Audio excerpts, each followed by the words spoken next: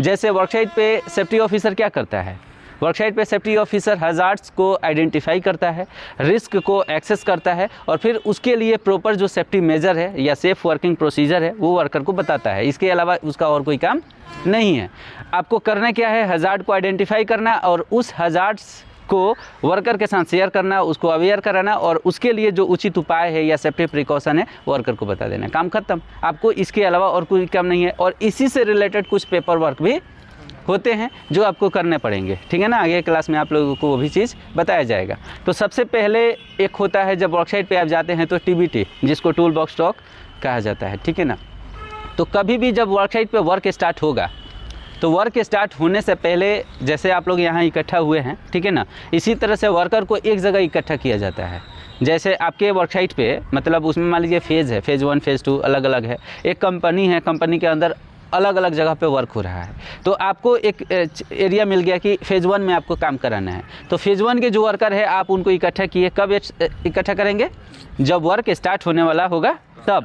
इकट्ठा करने के बाद से वर्कर को बताएंगे, वहाँ पे पूछेंगे या समझाएंगे, ठीक है ना। सबसे पहले आपको जानना ज़रूरी होगा कि आज वर्कसाइट पे वर्क क्या होने वाला है। हो सकता है वहाँ पे वेल्डिंग से रिलेटेड वर्क हो रहा हो, मशीनिंग प्रोसेस हो रहा हो, ड्रिलिंग हो रहा हो, मिलिंग हो रहा हो, कंस्ट्रक्शन वर्क हो रहा हो, ब्रिक वर्क हो रहा हो, प्लास्टरिंग हो रहा हो, पेंटिंग हो रहा हो, एक्सकवेशन हो रहा हो, कन्फाइंड स्पेस में काम हो रहा हो, स्ट्रक्चर बन रहा हो, ठीक है ना। तो जो भी वर्क हो रहा होगा सबसे पहले आपको ये जानना ज़रूरी है कि आखिर आज वर्क क्या हो रहा है, ठीक है ना, या वर्क क्या होने वाला है। जब वर्क के बारे में आप समझ जाएंगे कि आज वर्क क्या हो रहा है या क्या होने वाला है, तो उसमें जो हजार्ड्स होगा उसको आइडेंटिफाई करना आपके लिए इजी हो जाएगा, ठीक है ना। तो मैकेनिकल से रिलेटेड अगर वर्क हो रहा है या इलेक्ट्रिकल से रिलेटेड वर्क है, फायर से रिलेटेड कुछ चांस है वहाँ पे, या केमिकल से रिलेटेड कोई वर्क है, ठीक है ना। तो आप सभी के हजार्ड्स को जो क्लास में आपको बताया जाता है उस हजार्ड्स को और वहाँ पे वर्कसाइट पे आइडेंटिफाई कर लेंगे कि जो मैं पढ़ाई किया हूँ क्या इसके अलावा भी यहाँ पे कोई हजार्ड्स है। तो हजार्ड्स को पहले समझ लेंगे कि क्या हजार्ड्स है और उस हजार्ड्स के बारे में वर्कर को अवेयर कराएंगे कि आप लोग जहाँ काम करने वाले हैं आज वहाँ पे इस तरह के खतरे आपके साथ होने वाले हैं, ठीक है ना। आपके साथ इस तरह के हजार्ड्स देखने को मिलेगा आपको। तो अब वर्कर समझ जाएगा कि खतरा तो यहाँ पे है, ये तो फिक्स है कि आज मैं जो काम करने वाला हूँ, जैसे अभी काम के बारे में बताया, मान लीजिए एक्सकवेशन है या वर्कसाइट का काम है, कुछ भी है, तो वर्कर को पता चल गया कि यहाँ पे खतरा है और किस तरह का खतरा है। अगर इतना वर्कर को पता चल जाता है ना तो वर्कर उससे सावधान हो जाता है और उसको किस तरह से काम करना है वर्कर अपना देख लेता है। लेकिन यहीं तक आपका काम खत्म नहीं हो जाता है। वर्कर को सिर्फ हजार्ड्स बता देने से वर्कर समझिए कि 80% सुरक्षित हो गया।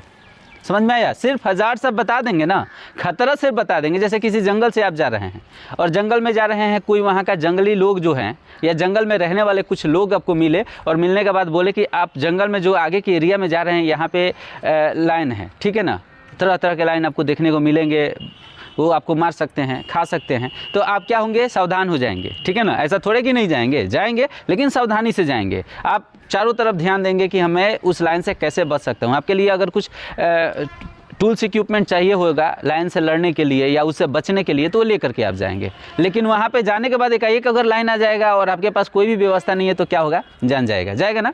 तो इसीलिए वहाँ के लोग अगर सिर्फ बता दिए कि लाइन है इतना ही काफ़ी है, 80% समझिए कि आप उससे बच गए, रह गया 20%। अब उसके बाद आप क्या करेंगे, रिस्क को एक्सेस करेंगे, रिस्क की असेसमेंट करेंगे और समझेंगे कि ये जो खतरा है इस खतरा में कितना रिस्क इन्वॉल्व है।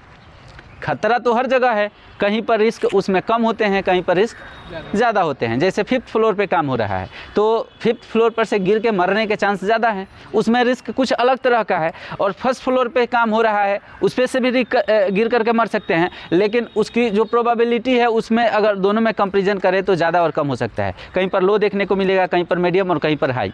तो अब एक स्टेप और आगे आपको बढ़ जाना है। पहला स्टेप क्या था? पहला स्टेप ये था कि वर्कसाइट पे गए और वर्कर को वहाँ के वर्क के बारे में समझ करके वर्क को डिस्क्राइब किए, वर्क नेचर को समझे, वर्कर के साथ शेयर किए और उसमें बताया कि इसमें हजार्ड्स क्या है, इसमें पोटेंशियल हजार्ड्स क्या है। 80% काम खत्म। दूसरा स्टेप यहाँ कंप्लीट। तीसरा स्टेप रिस्क को एक्सेस किए और बता दिए वर्कर को कि आप लोग जो आज वर्क करने वाले हैं इस खतरे में रिस्क हाई है, मीडियम है, लो है। तो 10% समझिए कि आप काम और कंप्लीट कर चुके हैं। वर्कर को अब पता चल गया है कि मैं जो काम करने वाला हूँ इसमें जो हजार्ड्स है इसमें इस लेवल का रिस्क है, हाई लेवल का है, मीडियम लेवल का है या लो लेवल का है, ठीक है ना। अब 90% काम कंप्लीट हो गया।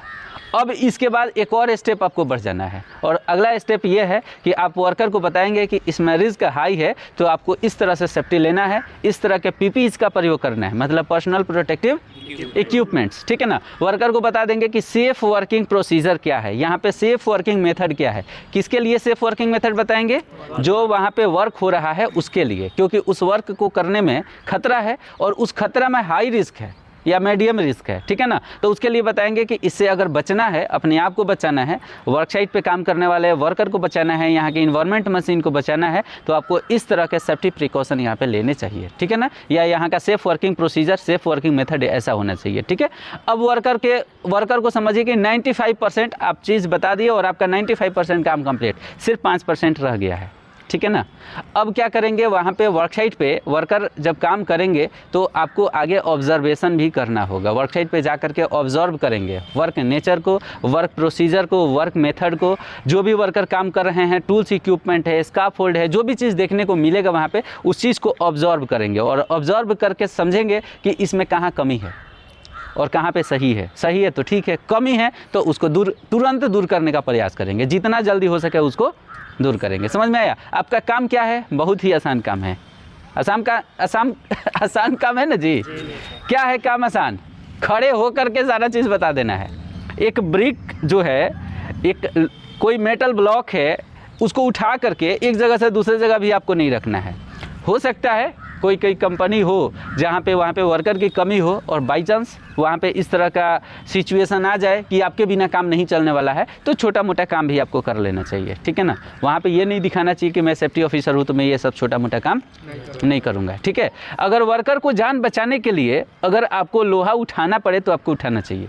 समझ में आया? अब जैसे लोड को लिफ्ट कर रहा है, मान लीजिए कोई वर्कर है, 4 वर्कर किसी लोहे के ब्लॉक को लिफ्ट कर रहा है मैनुअली अपने हाथ से। ऐसे बहुत सारे मैकेनिकल सिस्टम आपको देखने को मिलेंगे जो लोड को उठा करके एक जगह से दूसरे जगह तक ले जाया जाएगा। लेकिन मान लीजिए कोई छोटा ब्लॉक है, 80 kg का ब्लॉक है या 1 क्विंटल का ब्लॉक है, वहाँ पे मैकेनिकल तरीके से, मैकेनिकल मशीनिंग तरीके से उसको उठाकर दूसरी जगह ले जाने का कोई ऑप्शन अवेलेबल नहीं है। वर्कर अपने से उठा कर ले जा रहा है, 4 वर्कर है, चारों वर्कर उठा लिया है, लेकिन फिर भी लग रहा है यहाँ पे कि अगर एक वर्कर और यहाँ पे रहता तो बैलेंस अच्छे से रहता, नहीं तो बैलेंस बिगड़ सकता है। आपको वहाँ पे चांस दिख रहा है कि बैलेंस बिगड़ेगा तो गिर सकता है, गिरेगा तो वर्कर का किसी के साथ भी एक्सीडेंट हो सकता है, डिसेबिलिटी वाला कंडीशन आ सकता है। तो वहाँ पे अगर हाथ लगाने की ज़रूरत पड़े तो आपको लगाना चाहिए। समझ में आया? वहाँ पे ये नहीं दिखाना चाहिए कि नहीं तुमको जो करना है करो, मैं सेफ्टी ऑफिसर हूँ, मेरा काम खत्म, मैं इसमें हज़ार्स बता दिया, रिस्क एक्सेस कर लिया, वर्कसाइट को ऑब्जर्व कर लिया, सब चीज़ ठीक है, अब मैं यहाँ पे हाथ नहीं लगाने वाला हूँ। ऐसा आपका सोच नहीं होना चाहिए, ठीक है ना।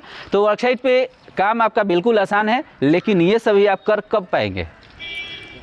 जब आप क्लास आएंगे और क्लास आकर के हर तरह के, जैसे आप लोगों को बताया जाता है फायर से रिलेटेड, इलेक्ट्रिकल से रिलेटेड, मैकेनिकल से रिलेटेड, वर्क एट हाइट से रिलेटेड, कन्फाइंड स्पेस से रिलेटेड, खतरा क्या है, तो आपको खतरों के बारे में आपको पहले से पता होगा, तभी तो वहाँ पे जा करके शेयर करेंगे कि ये सभी खतरे हैं यहाँ पे। और जब आपको खुद ही नहीं पता रहेगा तो वर्कर को क्या शेयर करेंगे, वर्कर को क्या बताएंगे? समझ में आया ना? तो इसीलिए क्लास आना ज़रूरी है और पढ़ाई करना ज़रूरी है। और पढ़ाई नहीं करके जाएंगे तो मैंने जो चीज़ें बताया वो देख करके आपको पता कैसे चलेगा कि इसमें रिस्क इन्वॉल्व कितना है या हज़ार्ड्स किस तरह के हैं? आप पढ़ाई नहीं किए हैं तो आपको पता नहीं चलने वाला है। समझ में आया? तो इसलिए क्लास आना ज़रूरी है। अब जो क्लास में आते हैं, आज मैं जो आप लोगों को बता रहा हूँ, जो क्लास में आज नहीं आए हैं उनको तो ये बात पता नहीं चलेगा कि क्लास आना ज़रूरी क्यों, क्योंकि आज मैं जो बताया हूँ वो सिलेबस से हट करके है, ठीक है ना। और ये आज बताया हूँ, ये अगले 1 महीने के भीतर क्लास में कभी बताऊँगा कि नहीं बताऊँगा इसका कोई ठीक नहीं है। तो जो लड़के आज नहीं आए, ये बड़ा अपॉर्चुनिटी मिस कर गया है, ठीक है ना। और आज आप लोगों को कुछ आगे के टॉपिक के बारे में भी डिटेल्स बताने वाले हैं कि आने वाले 1 महीने के भीतर आगे क्लास क्या कराने वाले हैं, ठीक है ना। जैसे आप लोगों का अभी नया बैच स्टार्ट हुआ है जिसमें बेसिक चल रहा है। बेसिक में आप लोगों को अबाउट ट्रेड के बारे में पढ़ाई हो गया है, और फैक्ट्री एक्ट 1948 है जो फैक्ट्री एक्ट के बारे में आपको जानना ज़रूरी है, उसको आप लोग पढ़ चुके हैं। और इंडस्ट्रियल सेफ्टी मैनेजमेंट का क्लास अभी स्टार्ट हुआ है। इस क्लास के बाद आप लोगों का एक्सीडेंट मैनेजमेंट होगा, फिर हज़ार्ड्स मैनेजमेंट होगा, हज़ार्ड्स मैनेजमेंट के बाद रिस्क मैनेजमेंट होगा, फिर प्लानिंग है। आगे ऐसे स्टेप जो आप लोगों को सिलेबस लिखवाया गया वैसे चलता रहेगा, लेकिन वो सभी सिलेबस को हम अभी यहाँ पे स्टॉप करेंगे। और स्टॉप करने के बाद हम लोग इंपॉर्टेंट क्वेश्चन को अगले 1 महीने तक कवर करने वाले हैं, ठीक है ना।